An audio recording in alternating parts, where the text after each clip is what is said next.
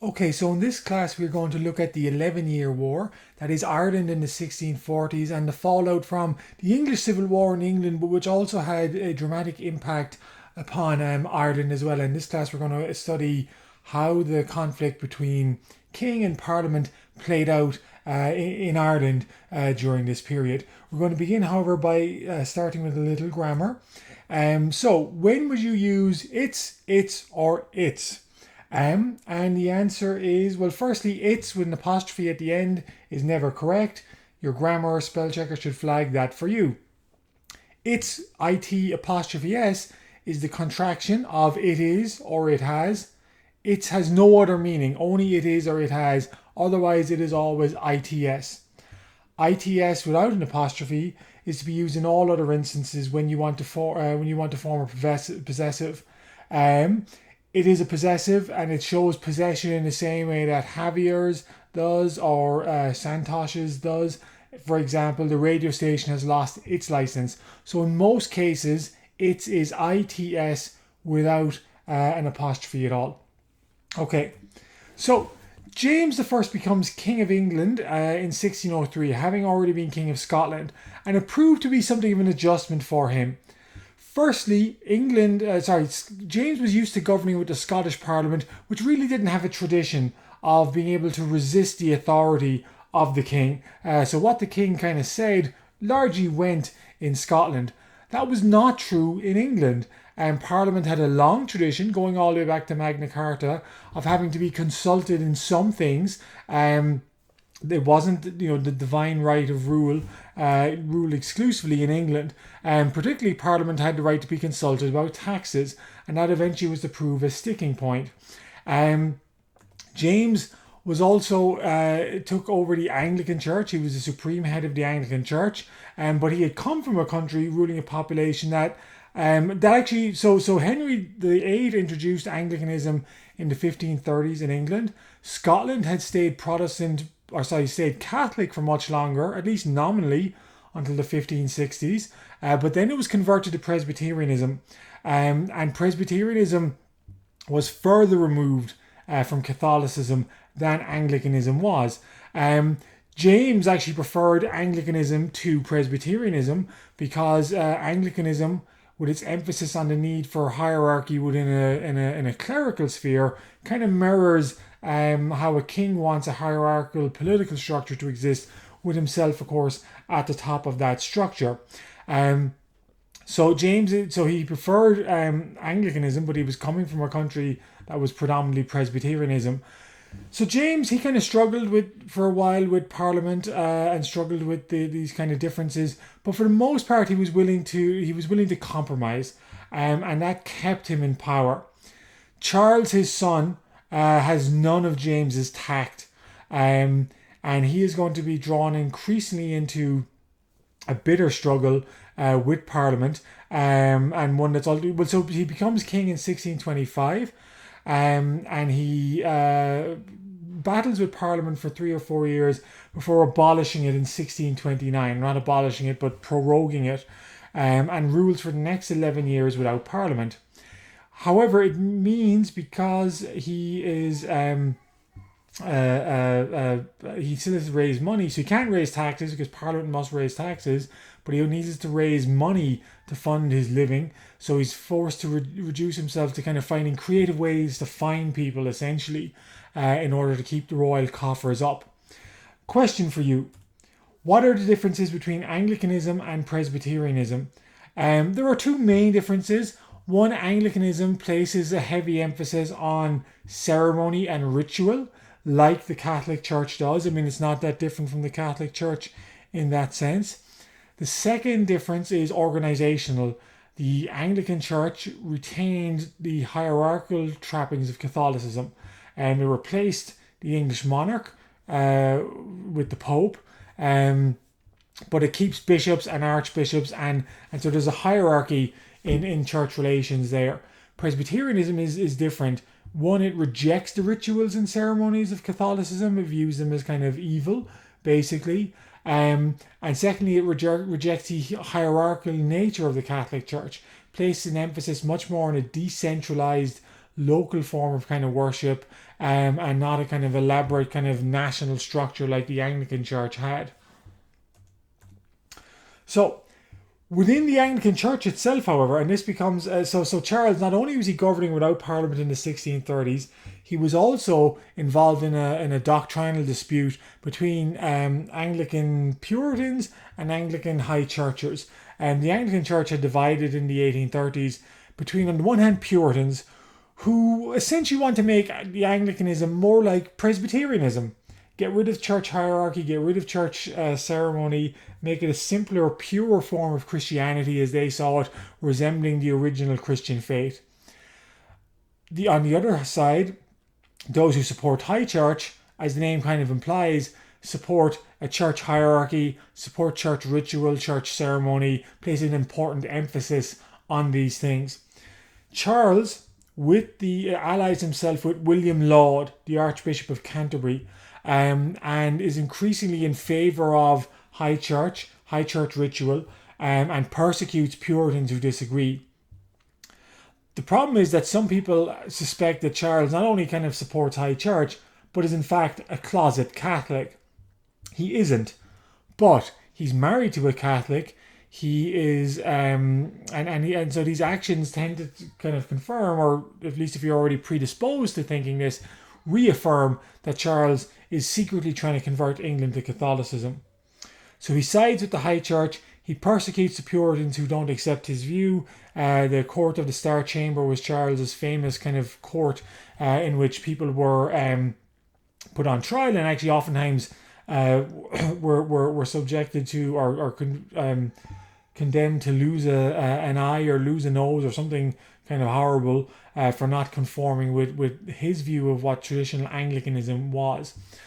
Charles was like James. He believed in unifying England and Scotland, and he believed that began in the realm of religion.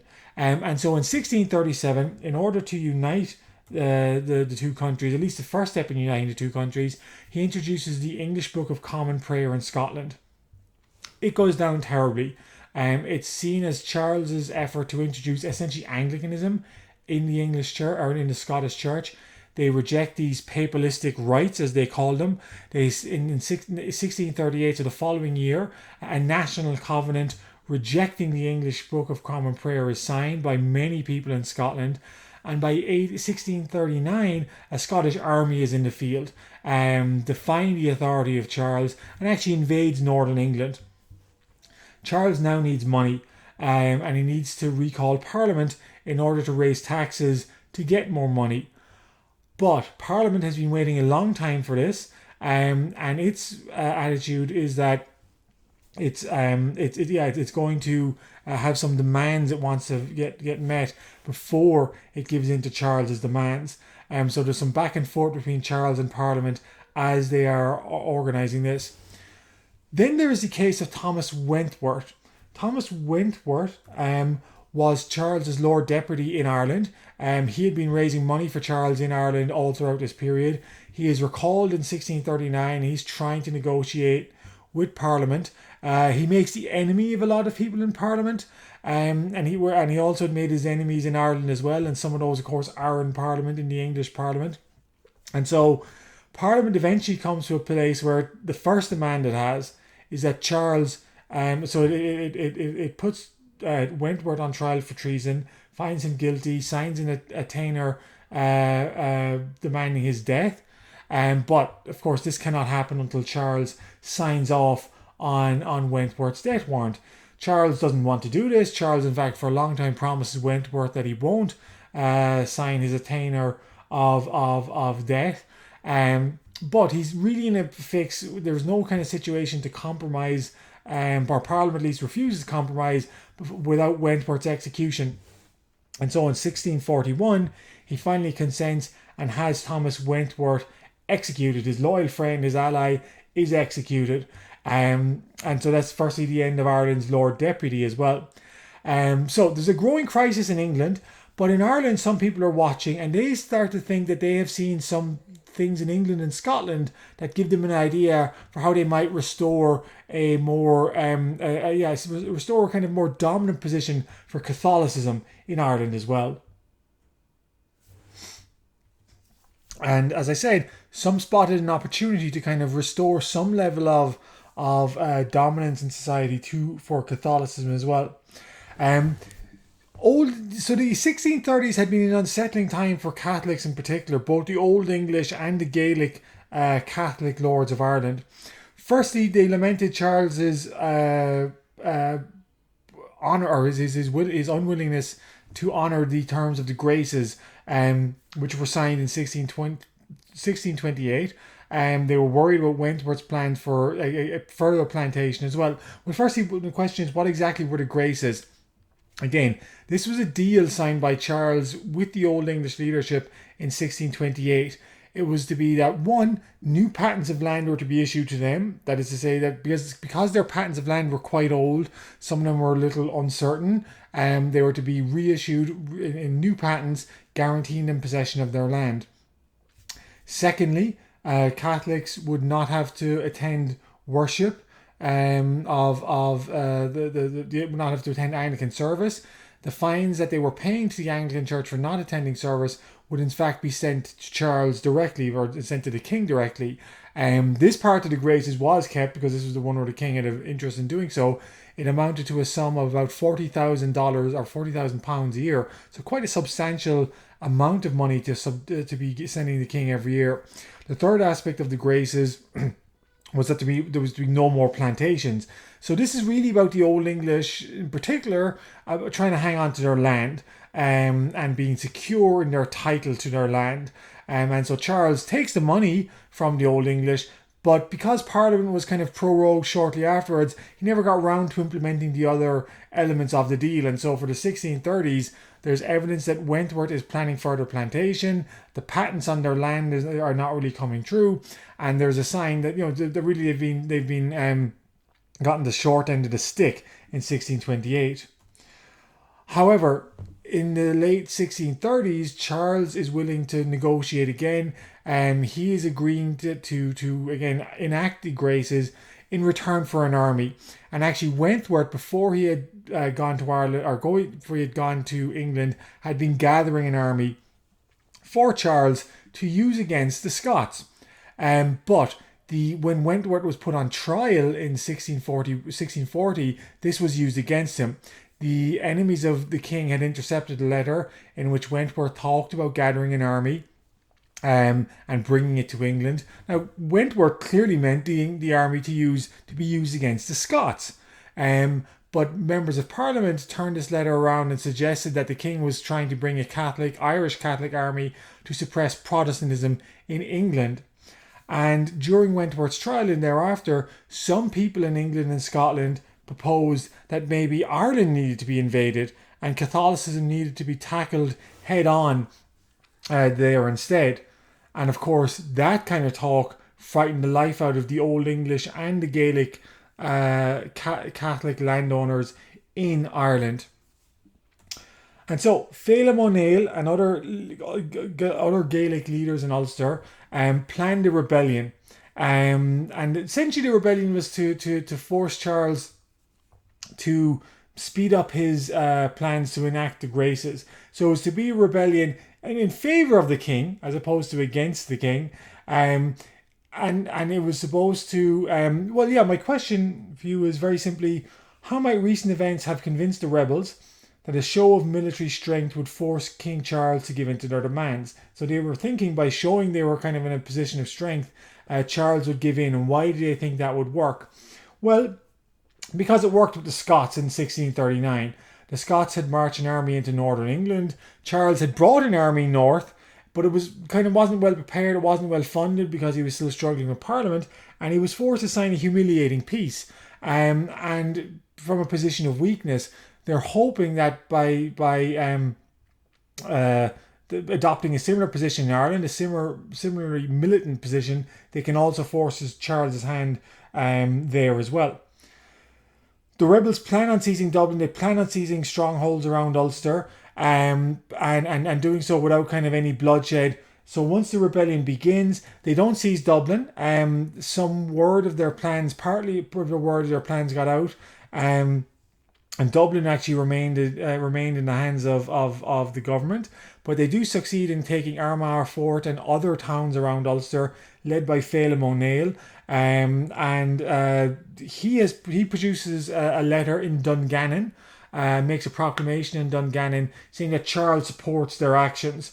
The letter is a complete forgery. Charles had nothing to do with these rebels at all, but it tricks enough people into supporting the rebels as well, and their cause begins to gain ground. So they want to rebel. They want to kind of avoid any bloodshed, they want this to be a quick, smooth operation. The king to enact the graces quickly, and therefore then they can go back to governing or to managing the situation in Ireland. But what they fail to understand is that there's a lot of resentment built up in Ulster over the previous 30 or 40 years. And what's going to happen when this royal authority collapses? In particular, what are the potential dangers of a collapse of royal authority in Ireland, especially in Ulster? Well, essentially this. The purge. The night when all laws are suspended. When all laws are suspended in Ulster, people take it upon themselves essentially to avenge themselves on the English and Scottish settlers and to retake the land from them on a mass scale. So, royal authority collapses in Ulster, and then kind of unbeknownst to Phelim O'Neill and others who were planning on more kind of having a debate with Charles about the position of Catholicism in Ireland, but it unleashes a wave of violence that sweeps across the country in the fall of 1641. Okay, so the question we might ask ourselves is, why was there an outbreak of violence in Ulster in 1641? What were the conditions that allowed that kind of massacre of people to suddenly come to the fore? Well, firstly, there was a great deal of economic hardship in Ireland in the 1630s. A lot of people were suffering kind of economically. And of course, there was also the remnants of Wentworth's army. So this army was continued to be assembled until the summer of 1641, when Wentworth was executed and the army was demobilized. But this essentially meant there were a large number of unemployed soldiers marauding around Ulster in particular, because they were supposed to travel from Ulster to Scotland to deal with the Scottish invasion. And therefore, once Phelim O'Neill's rebellion began, many of these unemployed soldiers simply took it upon themselves to attack vulnerable people in Ulster, with a view to kind of furthering their own ends. So there was lots of unemployed soldiers in Ulster. They were not under the control of Phelim O'Neill or anyone else, but simply set upon I guess English and Scottish settlers. Also, of course, there were many tenants or former tenants who used to own the land, or their parents owned the land that had been settled by English and Scottish settlers. In many cases, armed Gaels showed up seemingly onto this land and ordered the people to leave, and if they did not leave, then they were killed. So settlers who resisted and who did not refuse to leave the land were executed, and it was estimated about 4,000 settlers were executed or murdered in this way. So they were, in other words, these are the Gaelic Irish reclaiming their land, repossessing what was once theirs, and murdering the English or Scottish settlers who refused to leave. If the settlers did leave, they were likely to be spared, although there were certainly reports of people being tortured to reveal the whereabouts of their precious goods before they were allowed to leave. But they were oftentimes stripped naked first, and this was partly practical because clothes had a certain amount of value. They were more expensive today than they are today. But there was undoubtedly an element of a psychological humiliation with this as well, that the settlers were forced to kind of leave with almost, not even the clothes on their back. Oftentimes, of course, the people who were attacking the English and Scottish settlers were their neighbours. These were people they would have known, people they would have communicated with, integrated with to some extent. And then these people were suddenly turning against them. So that would have been a great shock to many of the English and Scottish settlers. Phelim O'Neill tries to control the situation. He issues some letters to English settlers allowing them to leave and travel back to England. Not that these letters gave them much protection. And then he claimed that once it's clear that he can't stop the attacks upon the English and Scottish settlers, he then claims that the king had ordered that only the English settlers were to be attacked and the Scottish settlers were to be unmolested. And the question is, what was the tactical thinking behind this call for the English settlers only to be attacked? And the answer is, it's simply divide and conquer on Phelim O'Neill's part. Now, it has to be noted that the Scottish settlers, both Lowland and Highland, had more in common in terms of their social organisation and their economic practices in terms of how they farmed and stuff like that than the English did. The Scottish system of transhuman humans was similar to the Gaelic system, but it's also simply that the Gaels could turn around and defeat the English first, hoping that the Scots would kind of leave things alone and ignore things. And for a while, especially while people believed that O'Neill's men controlled Dublin Castle, the rumour had gotten out he controlled Dublin Castle, even though he didn't. The Scots, they ignored English pleas for help, and in fact, in some cases, joined in on some of the attacks on the English. When it becomes clear that Dublin Castle is not fallen, that victory for Phelim O'Neill and his men is far from certain, then the Scottish tune changes and they collaborate more with the English in organising kind of co-defensive positions. Phelim O'Neill at that stage then takes it upon himself to start attacking the settlers himself. And so the leaders of the rebellion also start joining in these attacks on settlers. And Phelim O'Neill gets the nickname Phelim na Dóiteáin, Phelim of the burning, or burning Phelim. So about 12,000 people die as a result of these Catholic attacks. 4,000 of them are directly murdered, killed by settlers or by tenants, former Gaelic tenants trying to reclaim their land. And then about another 8,000 die because essentially of exposure to the elements. That say they are not killed, they are allowed to leave the land, but unsupported in a hostile landscape. They kind of they perish over the course of a couple of months. So about 12,000 people die as a result of this. Some people claim that they were in part because they were actually responses to massacres of Gaelic Catholic soldiers who had surrendered early on. And so there's an element that an argument that this was partly in retribution as well. In England, however, there are rumours that over 200,000 Protestants have been murdered cruelly in Ireland. And that, of course, is a great exaggeration because there's not even 200,000 Protestants in the entire country. But horrible things do happen in the fall of 1641 and early 1642.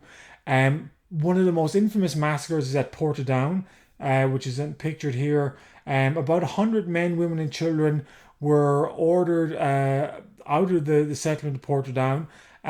They were stripped and they were forced to walk 6 miles until they came to the River Bann. They were then put on a bridge. The bridge was collapsed in the water, and anyone who tried to escape drowning was shot or piked as they tried to get out. At Kilmore in 1642, about 25 English and Scottish settlers were rounded up, placed in a house, and the house was set on fire. So there certainly was a great deal of bitterness involved in this. In fact, some people report that priests were encouraging religious animosity and encouraging people to massacre the Protestants, although there were also reports of priests who saved Protestants as well. Other people report that the Gaels, when the Gaels were killing the Protestant settlers, they said, Dianam dun Diawl, your soul to the devil. And people were buried face down, in some cases, another sign of their kind of preventing their souls being saved. So there very much was an element of religious bitterness to this as well. It wasn't just economic retribution, it was a religious animosity existed in these massacres as well.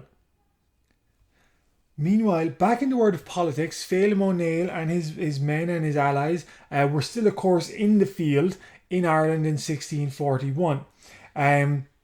And in fact, they fought a government army that same year at Julianstown in County Meath, and they win a decisive victory. Mostly, of course, the government army is made up of dispossessed settlers. The government army is actually not very well organised, and in some ways, this kind of makes Phelim O'Neill's rebellion appear stronger than it is, because their victory at Julianstown was as much down to the disorganisation of the government's army as opposed to their own martial prowess. But nevertheless, he wins a victory for the Catholics, and the rebellion grows further. That is not to say there weren't forces loyal to the king in Ireland as well. There were, and the most prominent of these was James Butler, the Earl of Ormond. Butler was actually a bit of an outlier even in his own family in that he was still a Protestant, or he was a Protestant within a family that was more or less still Catholic. They were, of course, the Old English, and as Old English, they tend to be Catholic. James Butler was Protestant. Before Wentworth had left Ireland, he had made James Butler his kind of the chief commander of the Royal Army in Ireland. And so Butler is actually forced to fight against his own family as well in this case. For example, the Battle of Kilrush in 1642 is James Butler fighting against Richard Butler or Viscount Mountgarrett, and James Butler wins that particular battle. So there are forces loyal to Charles as well. Charles, of course, comes out and says that the rebels' claim that they are fighting in his name is absolute nonsense, that these very much are rebels, they need to be defeated as quickly as possible. And even as he is battling with Parliament and on the verge of civil war with Parliament and Charles are able to come together to pass the Adventurers Act in 1642. This is very simple. Anyone who lends £200 to the king and his forces is entitled to 1,000 acres of Irish land to be confiscated from the rebels. So a very clear and open cash transaction between the government that is going to be repaid in confiscated rebel land. Because they're planning on taking the lands of O'Neill and others once they've defeated them.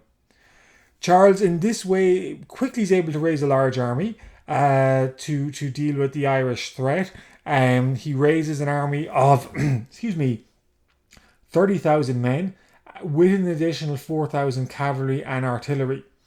In addition, a Scottish army under a man called Monroe is also sent to Ulster, an additional 10,000 men. And the Scottish army lands in Ulster in early 1642. And actually starts to kind of quickly engage in massacres of Catholics there in revenge for the Protestant massacres of the previous fall.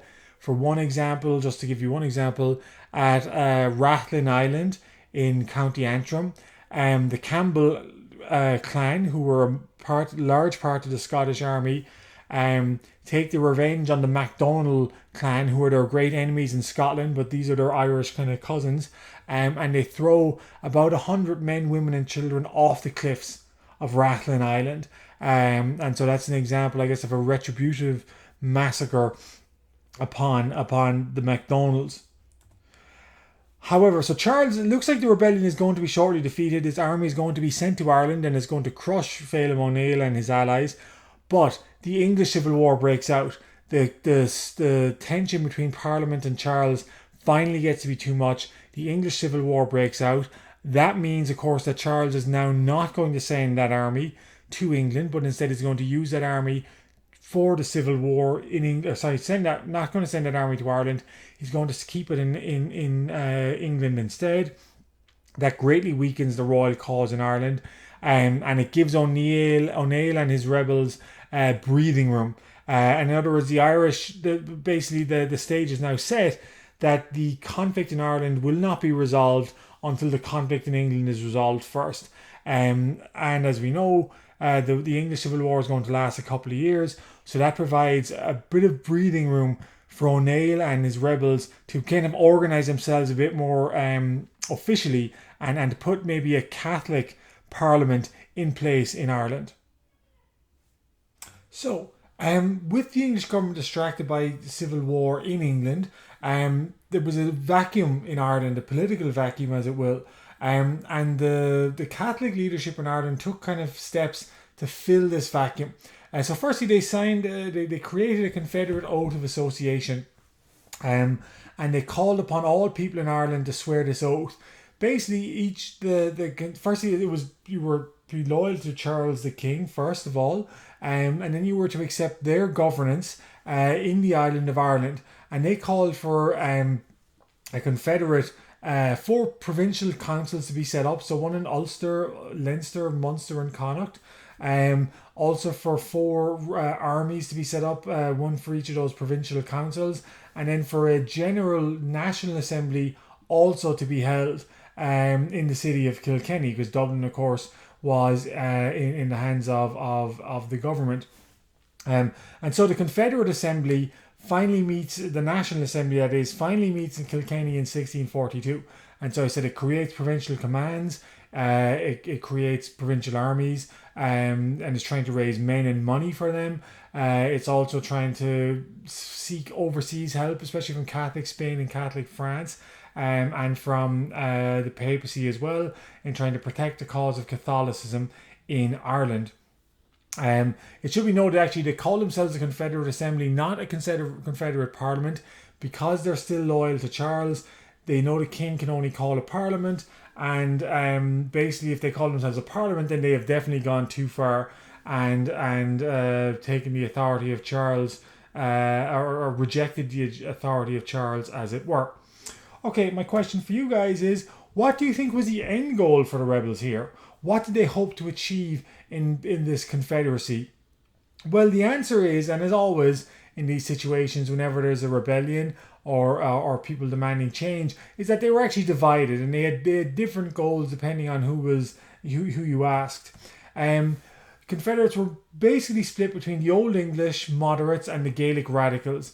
The Old English essentially wanted the graces enacted. That's still their main demand. They want secure title to their land. They want to be able to worship publicly as Catholics, and that's kind of the extent of their ambition. The Gaelic Irish, however, lords are more ambitious. Firstly, they want to make Catholicism the state religion of Ireland, as Anglicanism was and is in England, and as Presbyterianism was and is in Scotland. So they want this higher state for Catholicism to exist. They also want to reverse many of the plantations. They want land that had been given to English and Scottish settlers to be returned to the Gaelic Irish. And then what they saw as the original and rightful landowners. And a few of them even had ambitions that Ireland would become an independent state and would merge with, or would be an independent state and would have relations with Catholic France and Catholic Spain. They both recognised, however, that they needed Charles to win the English Civil War, and that was important. And that's my question for you guys: is why not open themselves up to negotiation? Why were they so convinced that Charles was the only answer to their cause? Why didn't they possibly negotiate with Parliament as a way of seeking some kind of an alliance to support their own cause in Ireland? And the answer is that Parliament, because it was Puritan of the Anglicans, it was the Puritan half of the Anglicans who were more anti-Catholic, because Parliament, many of its members had already spoken about the need to invade Ireland to defeat Catholicism in Ireland. They felt that was essentially a non-runner, and that Charles was the only game in town. Sure, Charles was a bit untrustworthy, but he married a Catholic. He could be, at least they hoped he could be depended upon to do a deal with Catholics in a way that ideologically Parliament simply never would. Meanwhile, Owen Rua O'Neill returns to Ireland. So who is Owen Rua O'Neill? He was the nephew of A. Moore O'Neill, who was defeated prior to the plantation of Ulster. He has served in the Spanish army for 40 years.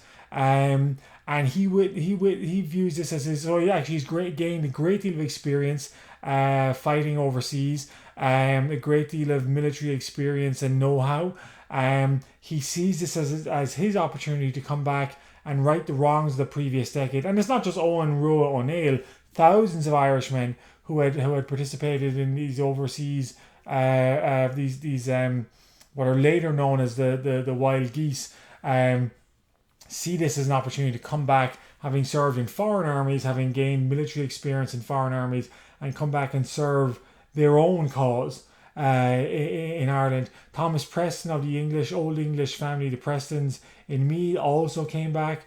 Owen Rua O'Neill is put in charge of the Army of Ulster. He replaces Phelim O'Neill as the Army of Ulster. And so in 1642, there's a great deal of hope because the English are kind of distracted by the civil war in England. The Irish are beginning to organise themselves into a confederacy. They're beginning to see the return of some of their lost sons who've gone overseas. And there's a great deal of hope that the Confederate cause can be successful in the near future. So Ireland in the early 1640s is actually now divided into 3 or 4 kind of different factions between those who are loyal to Parliament and loyal to Charles, and the kind of varying the varying kind of levels of loyalty to one another in Ireland as well. So the Catholic Confederation is nominally loyal to Charles, although in practice is maybe its loyalty is a bit questionable. But that is nominally loyal to Charles, and that controls about 2/3 of the country, most of the south and west, apart from the major cities in that area. And this is the force of the Catholic Confederation. They hold 2/3 of the country. In the north, there's a Scottish army under Monroe. Initially, they're kind of neutral in the English Civil War. Their job is really to protect Scottish settlers. But in 1643, the English Parliament and the Scottish Parliament sign a deal. And that deal is called the Solemn League and Covenant. And essentially, in return for a promise to make English Presbyterian after the war, to make it like Presbyterianism anyway, the Scottish army is to side with Parliament's army. That, of course, is referring to England in England and in Scotland. But it now means that in Ireland, the Scottish army there is the enemy of the Catholic Confederation, but also the royal forces in Ireland, which are under the control of James Butler. There are a couple of forces loyal to Parliament as well that are separate from this. So Robert Stewart in Derry in the north had gathered English and Scottish settlers in the city of Derry and walled the city and kept it out of the control of the Catholic Confederation. Murrough O'Brien was an unusual man in that he was a Gaelic lord but also Protestant. Murrough O'Brien had done the same thing in the city in Cork, and he kept it out of the Catholic Confederate hands and then declared his loyalty for Parliament in 1644. So we have these different forces that are kind of in the field, and of course there's also James Butler. James Butler holds Dublin and the area around Pale for King Charles, and he is actually King Charles's ally as opposed to the Catholic Confederates who were more nominally his ally. However, as the English Civil War deepens, Charles's gripes about the Catholic Confederation lessen. He starts to see that basically the majority of people in Ireland are for him, either Butler's men or the Catholic Confederation. They shouldn't be wasting time fighting each other. Instead, they need to kind of collaborate together. So he asks Ormond to make peace with the Catholic Confederation, and this Ormond does in 1643. This is known as the Ormond Peace, where there's a ceasefire between the Catholic Confederation and Butler so they can focus on defeating the king's enemies in Ireland and, of course, overseas as well. They're actually meant to send soldiers over. Butler does send about 4,000 men across to aid the king. And also the Catholic Confederation decides to send some help as well, but its help is going to be a little different. Randall MacDonald is one of the Gaelic clan leaders in the Clan MacDonald, who of course are in Scotland and in Ireland. He's also a member of the Supreme Council of the Confederacy. And in 1642, he convinces the Confederation of Ireland to send an army to Scotland to start a rebellion there. And my question is, why would the Confederation agree to this? Because they do agree to this. They send an army of about 2,000 people across to Scotland to start a rebellion. What possible advantage do they see a rebellion in Scotland being to their cause in Ireland? And the answer is very simply that they believe that if the rebellion breaks out in Scotland, then the Scottish army in Ireland will have to go back to deal with that threat as opposed to staying in Ireland. So they send 2,000 men under the command of Alistair MacDonald, actually better known as Alistair McCulloch MacDonald, and they land in Scotland in 1644. And they actually are quite successful for a time. They get there and it does ignite a rebellion, and they win a series of battles, and many times against the odds. Alistair McCulloch becomes a legendary Highland figure, Highland hero, and he's the subject of many poems and songs to this day. And so they have some success. They don't succeed in drawing the Scottish army entirely out of Ireland, but it is forced to send reinforcements back to Scotland that weakens its position in Ireland. And in that sense, in the long run, that is going to be a cause of success for the Catholic Confederacy. So, the forces in Ireland loyal to Charles, the Confederates, and James Butler had agreed a ceasefire in 1643, but there still wasn't a deal between them laying out exactly what the terms of the arrangement were, particularly in return for sending troops over to Charles. So, in 1645, Charles sent Edward Somerset, the Earl of Glamorgan, to negotiate a deal with the Confederates, in return for which they would send men to England. And this partly reflects the kind of deepening crisis that Charles was facing as a result of the English Civil War. So the first arrangement they made was that all the lands confiscated from the Anglican Church since 1641 would be allowed to be retained would be retained by those who had taken the lands from them. And also there was to be some form of public toleration of worship, that the Protestant clergy would no longer be allowed to supervise the Catholic population, and public worship would essentially be tolerated.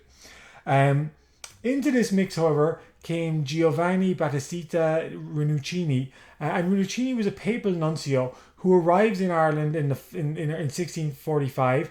He brings with him firstly a substantial amount of money and guns, so about £2,000, and he also has 2,000 muskets, 4,000 swords, and £20,000 of powder. And so he is bringing in a kind of pro-Vatican position.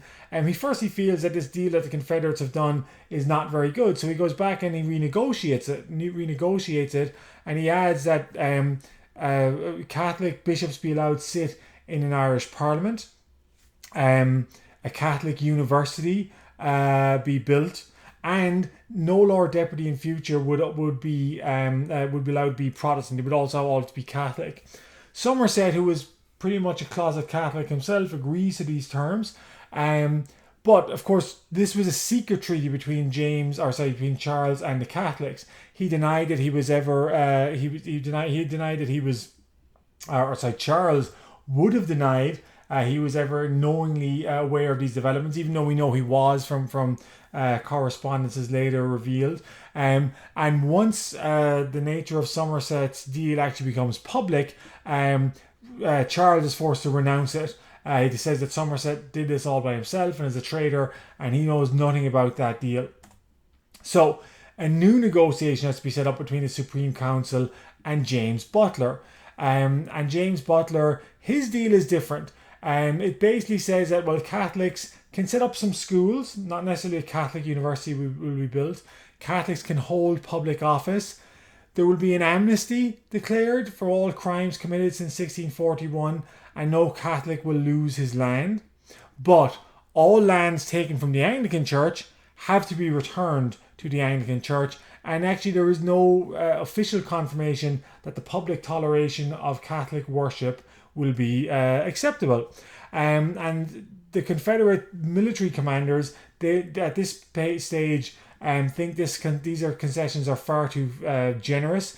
They think Rinuccini is also on their side, that this deal isn't really going far enough, and so they stage a coup. They overthrow the political wing of the Confederate Council, and essentially it's a military commanders stage a coup against their own council, because their argument is that by 1646 the English Civil War is all but over. There's no point sending men to England anyway to fight in a lost cause, so they want to instead stay in Ireland and maybe push for an independent Irish state.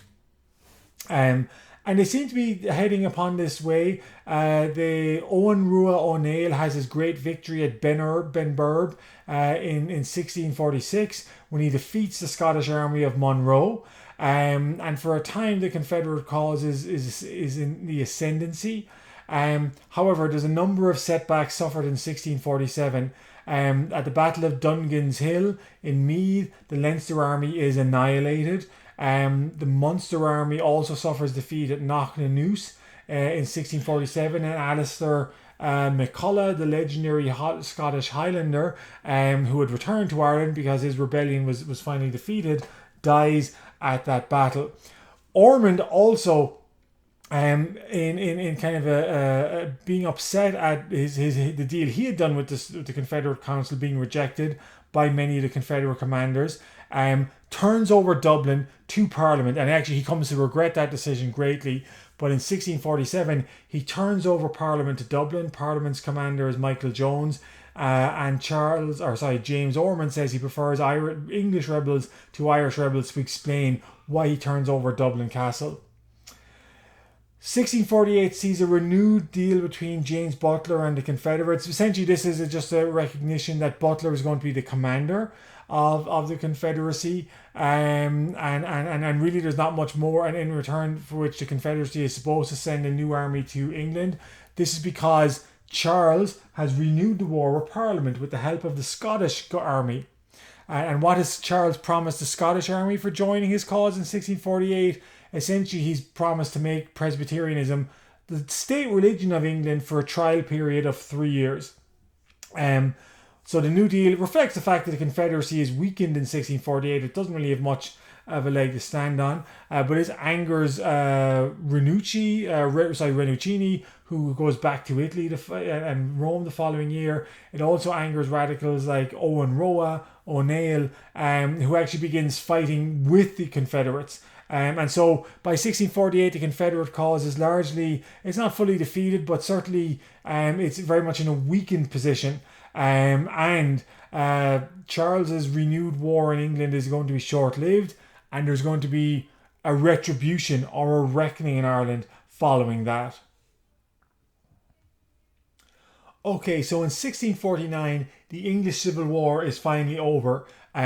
Charles is defeated for a second time, and this time they decide to put Charles on trial for treason against the English nation, which actually was a bit of an invention of the time. I mean, the idea of being disloyal to one's nation, we accept that today, but that was actually a very novel concept, because traditionally treason was a crime against the king, and how could the king be guilty of treason against himself? Anyway, they put Charles on trial, they execute him, and the next thing to do is to turn to Ireland. So what were some of the reasons that Parliament had for wanting to invade Ireland? What were some of the motivations for wanting to come to Ireland and to settle remove the Catholic Confederacy there? So with the execution of Charles, Parliament focused on Ireland. It believed an invasion was necessary. And why was it necessary? It was necessary for a couple of reasons. Firstly, it was a source of danger in the immediate presence. James Butler was still in Ireland. He was still a loyal ally of Charles, and in fact he declared Charles' son, Charles II, to be the new king. Royal troops who had fled after Charles was defeated in 1648 were transported to France. These troops now arrived in Ireland as well to ally themselves with James Butler, and there was a concern that some of these royal soldiers, James Butler's forces, and former Confederates could form an army that could lead an army into England and restore Charles II. So there's an immediate sense of danger that they feel a need to kind of deal with. There is also a large desire amongst the population of England and Scotland to avenge the massacres of 1641. Now, of course, most of the stories were widely exaggerated that they had heard in the 1640s. But there were certainly some bad things happened to Protestants in Ireland in the 1640s. Many of the Protestants of England and Scotland despaired about not being able to help them then, but now that the English Civil War was over, their attentions very much turned to Ireland and wanted to punish the Catholic Irish in particular for the suffering suffered by their co-religionists early in 1641. They also believed that a crusade was necessary to defeat Catholicism in Ireland. Protestantism, in its various forms, but Protestantism in general, was the dominant religion in England, Wales and Scotland, some Catholic minorities aside.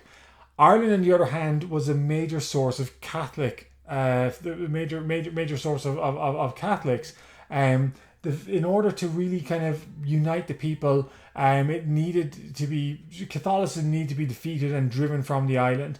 If nothing else, the Catholic Church offered a back door. Sorry, not the Catholic Church, but Ireland offered a back door into England from which England could be invaded. And it wasn't all that long ago the Spanish Armada had shown up, or not the Spanish Armada, but the Spanish had shown up in Ireland. Ireland, so long as it was Catholic, would always offer a back door into England as a Catholic landing point for the French or the Spanish, or whoever it may be. And in that sense, it needed to be defeated and driven out of the island. And finally, there was the Adventurers Act of 1642. That act, which again promised anyone who gave £200 to Parliament would be rewarded with 1,000 acres of Irish land. So Parliament in many ways actually not just wanted to conquer Ireland, it had an obligation to conquer Ireland, a legal and financial obligation to settle the Irish, or settle Ireland, to confiscate these rebel lands and to redistribute the land amongst its loyal followers. There was also a mutiny of the Parliament's army in 1649 due to unpaid wages, and therefore this is seen as a matter of great urgency, the need to invade Ireland, to confiscate land and to issue soldiers back pay, because the English Exchequer is largely bankrupt as a result of the Civil War. So for all these reasons, Parliament turns to Ireland in 1649, and it turns to its supreme leader, Oliver Cromwell, to lead the invasion of Ireland. So, in 1649, Cromwell and the English Parliamentary Army is going to invade Ireland. And this is one of the most controversial episodes in Irish history. Some people see Oliver Cromwell and this campaign as little more than ethnic cleansing and genocide, and that he was waging an anti-Catholic, anti-Irish war on the Irish people.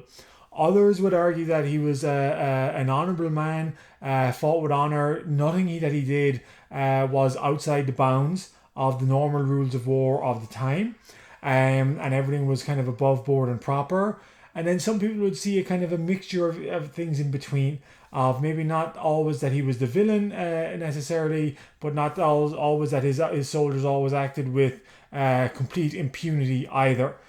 So the first question, of course, was, can Cromwell land an army in Ireland? The only port that was in the government's hands was Dublin. And if Dublin could be captured, this would make Cromwell's invasion much more difficult. So it was left to James Butler, as in charge of the Royalist army, to attack Dublin. Of course, Dublin, the city which he had held until 1648 and which he had handed over willingly to Michael Jones and his commanders then. So he's now trying to retake it, and he is unable to do so. He's defeated at the Battle of Rathmines in July 1649, and then in August, Cromwell is able to land 30,000 soldiers in Dublin unmolested, and the invasion is now on. So, the attacks on Drogheda and Wexford in particular are the two most controversial attacks of Cromwell's invasion. And they get the most attention in Irish history because they're either evidence of a massacre and a kind of genesis on the one hand, or a misunderstood kind of a misunderstood application of the rules of war at the time from his defenders. So Cromwell marched north of Drogheda first, so it's in the county of Louth. It's a little bit north of Dublin. Drogheda was held by English soldiers who were loyal to Charles. It had never been in Confederate hands throughout the period of the 11-Year War. It had about a garrison of about 2,800 men. Cromwell ordered the men to surrender. The garrison's commander, Arthur Ashton, refused. And so the siege began. It lasted for about a week until the walls were breached. Cromwell's men entered into Drogheda. Arthur Ashton and about 200 of his men kind of withdrew into a smaller fort within the town. Negotiations then began, and the men inside the fort offered to surrender so long as their lives were to be spared. And this was agreed. Their lives were spared. They laid their weapons down, and then they were massacred. And Arthur Ashton was beaten to death by his own wooden leg, and no defender was spared. In the attack on Drogheda, all the garrison was killed. All 2,800 men were killed. Also 700 or so citizens of Drogheda. And on the one hand, of course, this obviously sounds terrible and sounds like this is a massacre of the people, and it was.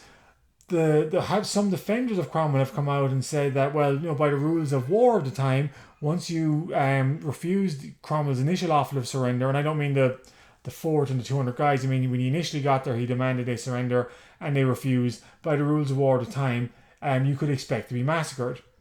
Others have pointed out that in the English Civil War, towns that fell to Parliament were not treated in the same way. Cromwell then marched south to Wexford.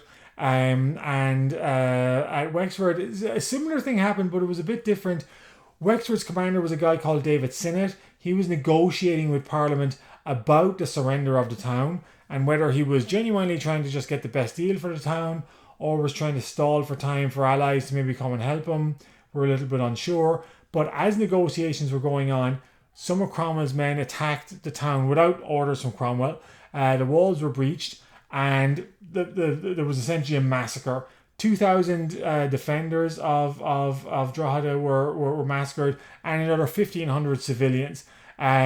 So this was, again, it depends on your position, but to most people this looked like, again, a kind of certainly a harsh treatment of the Irish towns that were to fall in 1649 compared to what had happened in England during the English Civil War.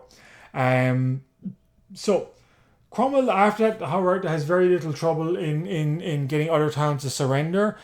Cork changes hands without a fight. Kilkenny in 1650 changes hand without a fight.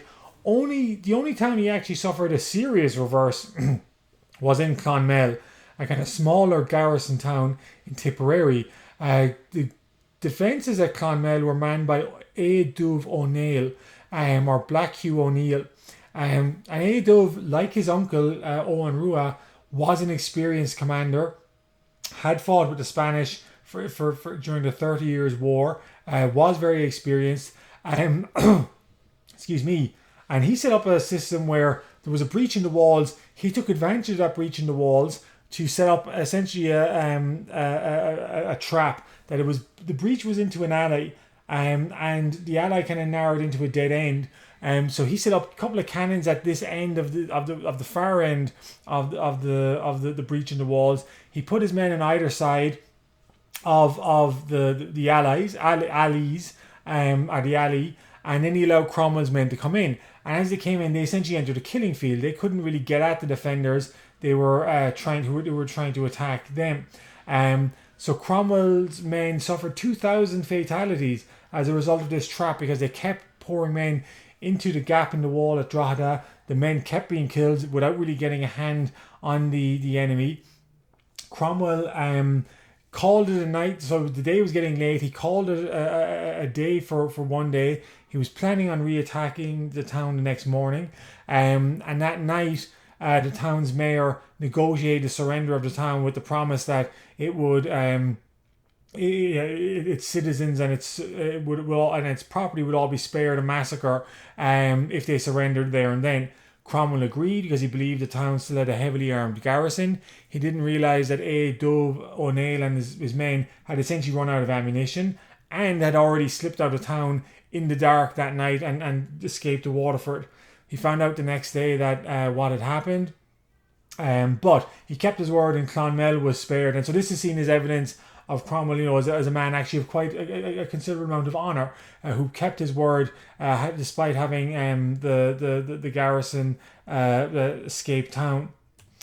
That moment, the 1650 also marks a change in fortunes. The Scottish Parliament had come out in favour of Charles and proclaimed Charles II King of Scotland, and which had meant that Charles had to renege on his deal with Parliament, with the Confederates. So the Confederate cause was kind of is even further listing away. Cromwell goes back to England and to Scotland to deal with the Scottish threat, because that's a real threat now. He leaves his army in the hands of Henry Ireton to finish the campaign out. The last major battle of the war is fought at Scarullis in 1650. That's the last army the Confederates have, is the Ulster Army. Owen Rua O'Neill has died in 1649. So the Ulster Confederate Army is now in the hands of Eivor MacMahuna, the Bishop of Clogher, an experienced clergyman, not an experienced military commander. The Ulster Army is annihilated at Scarullis, and the Confederate cause is largely dead from 1650, although the war carries on until 1653, with the Confederates carrying out kind of bandit work, but never really any kind of large-scale campaigns again. So guerrilla warfare continued for a few years. And in fact, even after 1653, individuals continued to kind of engage in local banditry. So the war formally ends in 1653. What is the consequences for Ireland in terms of its demographics? Somewhere between 20,000 and 200,000 and 600,000 people, that is 20% to 60% of the population, died during the war. So Ireland's population is about 1 million people. Either 200,000 or 600,000 or some figure in between was the total death toll. So in other words, an absolutely devastating conflict suffered by the people of Ireland. So as many as I said, almost over half the population could be said to have perished at potentially at some stages, and that's the physical cause and physical kind of harm of the conflict. The political retribution and the resettlement of land was to be also arranged under Cromwell, and it certainly was going to punish the Catholic Gaelic landowners severely for their act of rebellion in the previous decade. Okay, so with Ireland defeated, Cromwell and his parliamentary forces next turned to the settlement of Ireland, or the resettlement of Ireland, the Cromwellian settlement of Ireland. So the Act of Settlement was passed by Parliament in 1652, and this divides the Irish population, or the Catholic population that is, into three different groups: unlawful rebels, Confederates, and bystanders. And so what was the meaning of each of these terms? Well, anyone who rebelled in 1641 was guilty of treason. All their lands were forfeit, and their lives were forfeit as well. So this not only meant that thousands of people could be executed, but also that they were dispossessed of their land. The executions, again, in theory, anyone who participated in 1641 could be executed. In reality, they needed to be put on trial before they suffered that fate. Then there was the Confederates, who had rebelled in 1642. The Parliament distinguished between these two because they figured that the ones who rebelled in 1641 were outside the protection of any government, any monarchy, and therefore totally had to be punished in the most extreme manner possible. The Confederates of 1642, they were arguing, okay, well, they fought for the losing side in the English Civil War, the monarchy, but obviously there was a legal reason, I guess, that they felt they owed some loyalty to the monarchy. So they were allowed to keep one third of their lands, and meaning they lost 2/3 of their land. Then the Catholics who were bystanders, who were neutral, who didn't really get involved, they were to lose one third of their land. Because they were still felt to be guilty by association, even if they hadn't partaken in any rebellion at all. So that's how the Catholics were to be treated. The rebels were to lose all their land. The 1641 rebels lose all their lands. The 1642 Confederates lose 2/3 of their land, and then the Catholic remaining population would lose one third of its land. Protestants were treated differently, of course. Protestant supporters of the king who had surrendered before May 1650, and this was the time actually when Charles II was proclaimed King of Scotland. Cromwell responded by offering an amnesty to all of the Protestant supporters of the king, offering them essentially all their lands and no punishment, which almost all the Protestants who had still remained on the king's side took by that stage. So Protestants were not to be punished. There was a debate about what to do about the Scottish Presbyterians in Ulster, because they were a bit different again in that they had participated in the Confederate cause, or at least the Royalist cause, later on in the war. There was some talk of dispossessing them, but in the end they were allowed to retain their lands as well. So it was only the Catholics who actually suffered land loss as a result of the Cromwellian settlement. However, not only were they to lose the share of their land, that is, say, lose 2/3 or one third of their land, there was also a theory going around that the Catholics needed to be moved off of the best land of Ireland in Ulster, Leinster, and Munster, and moved on to the bad land of Ireland in Connacht. Everyone was to be moved west of the Shannon. So you can see the couple of lakes in the middle of Ireland. They mark they're on the River Shannon. The river itself is not marked, but they're kind of give you an idea of where the river is. Everyone west of the Shannon is poor quality land. That's largely the province of Connacht. But all the Catholics were to be put on there on almost a kind of Catholic style reservation. This is where the phrase in popular Irish folklore has entered in the imagination, to hell or to Connacht. Cromwell was supposedly have said, where will the Catholics, or when asked, where would the Catholics go? He responded, well, they'll go to hell or to Connacht. He never said that, but that is what remained in the popular Irish mindset to this day. However, it also doesn't really reflect what actually happened. Yes, it was drawn up that Catholics would exchange their 2/3 of land or 1/3 of land in, say, Cork and move to Connacht, but the English couldn't find enough English and Scottish settlers willing to take this land straight away. And so in reality, the idea of planting all the people in Connacht, that doesn't really happen. And most people are able to retain their land, albeit reduced land, but retain their land in where they already lived. The other, I guess, point to this is what's going to happen to who's going to get the land from England. Firstly, there's the adventurers, the people who again had paid their $200 in £200 in 1642. They were owed 1,000 acres of land each, so they were given land. Many of them actually sold the land to Protestants in Ireland, so a lot of Protestants actually just gained land at the expense of Catholic land ownership, rather than a huge number of people coming to settle from England. However, about 10,000 soldiers do take up Parliament's offer of land and come to Ireland and settle there and try and establish new lives for themselves in Ireland. So about 10,000 soldiers take this offer of land and go settle in Ireland. One final thing, also there was about 10,000 or so Confederates left that Cromwell rounded up and sent off to Barbados. And the question about the reason they're important is they actually offer a propaganda tool, as it were, to white nationalists in the United States. I'll come back to that in a second. Firstly, Catholic land ownership in Ireland is devastated by this settlement. In 1641, before the rebellion broke out, it's estimated that about 60% of the land in Ireland was owned by Catholics. By 1660, 9% of the land is owned by Catholics. You can see the map here, the left and the right. On the right, there's only really a couple of quarters where large Catholic landowners are kind of to be retained. And this marks the kind of land ownership and wealth divide in Ireland into the late 19th century. The population is always about at least 75% Catholic, if not more. But the land always is retained in the hands of mostly Protestants. So that very much sets the tone in Ireland for the next couple of centuries. The people who were transported to Barbados, Cromwell had them made indentured servants, and they were transported to Barbados and elsewhere, but Barbados was the main location.